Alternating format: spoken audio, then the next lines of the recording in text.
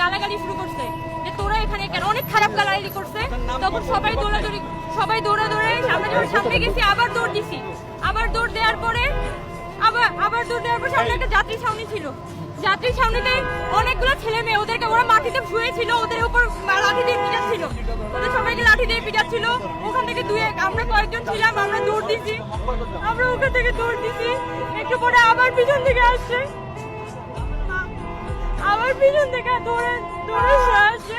একটু পরে আমি আবার দৌড় দিছি। আমরা টিচার্স কোয়ার্টারের ওখানে গেট বাজাচ্ছিলাম যে আপনারা খুলেন, ওরা খুলবে না, ওরা কেউ খুলতেছে না।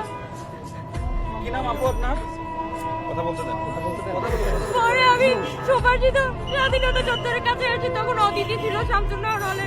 অদিতি পিছন থেকে ডাক দিছে, পরে